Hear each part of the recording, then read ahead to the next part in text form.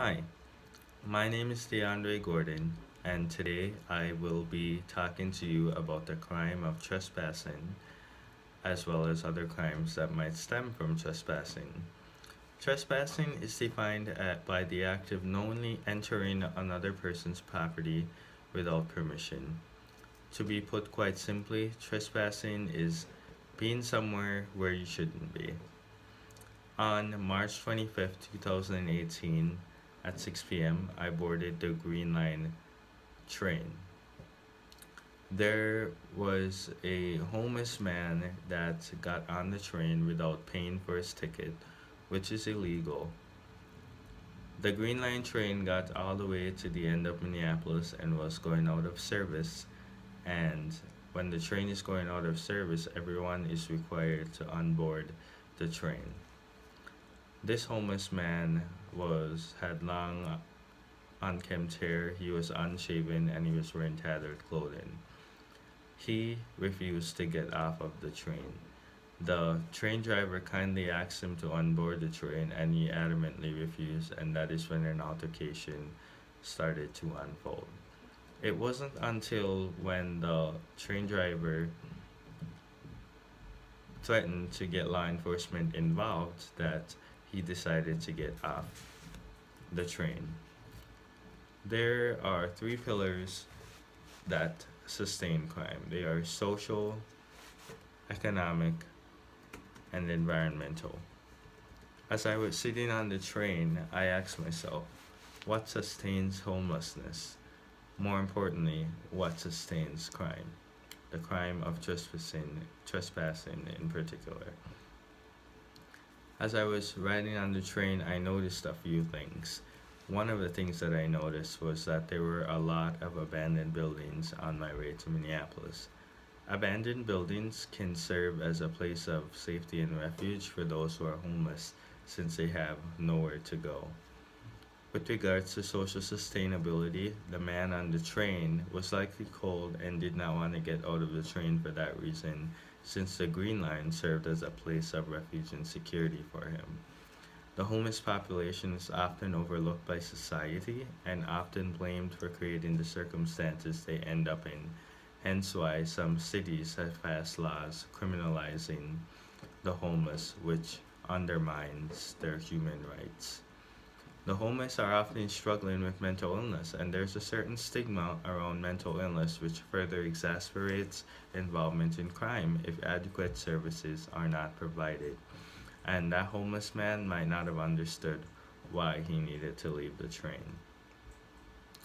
When I was on the train, I also noticed a lot of illegal activity taking place on these abandoned buildings, their property. A few of these activities included loitering. The homeless people were loitering. There was also public intoxication, and on a few different occasions, I saw people doing graffiti on these abandoned buildings. These are all crimes that stem from trespassing.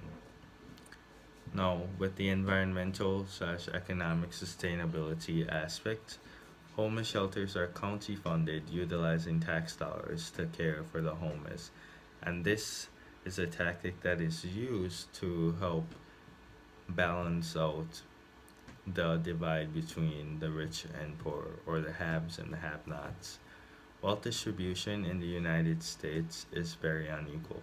To be even more specific, Ramsey County, which includes St. Paul, is the smallest county in the state with the highest amount of concentrated poverty. Parts of Hennepin County is also very, very impoverished.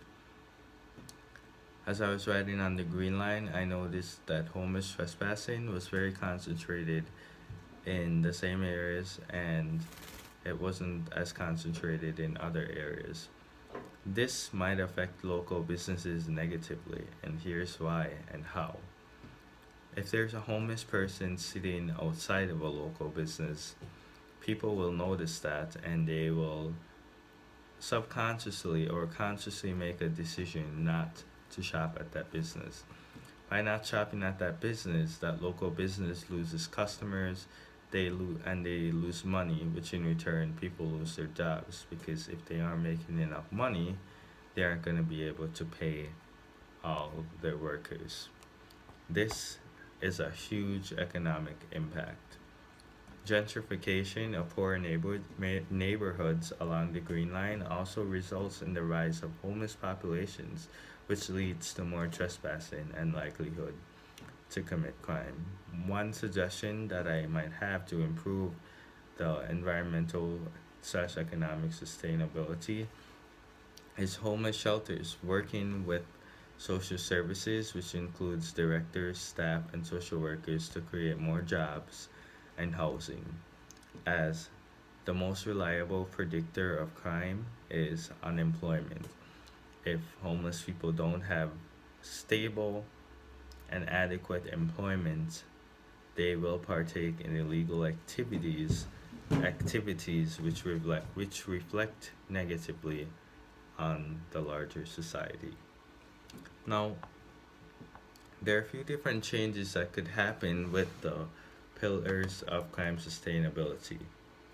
The first change that I would propose for the social pillar of sustainability is more active resources for homeless people, such as social workers, outreach staff, educational workers, and mental health professionals. If homeless people have access to these particular resources, then they are better able to care for themselves and reduces that economic toll and social toll on society.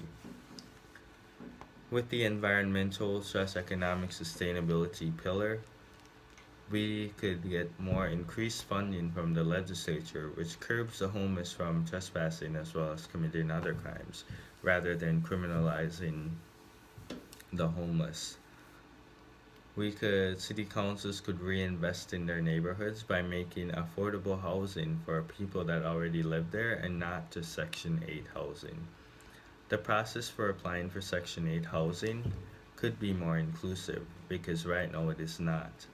For example, if you're a single male with no children, you are less likely to get Section 8 housing simply because you're not prioritized. The people that review Section 8 applications are going to prioritize women that have children that are at risk for violence, etc. Local businesses could get more involved in the process of finding assistance for the homeless population so they can protect their businesses' revenue. One such way that they could do that is by actually hiring homeless people. If homeless people have jobs, then they are less likely to trespass. They're going to be better able to afford housing or possibly even buy a house. So that way they aren't on the streets, they aren't trespassing on someone else's property. Property. Homelessness is not illegal once again, but trespassing is.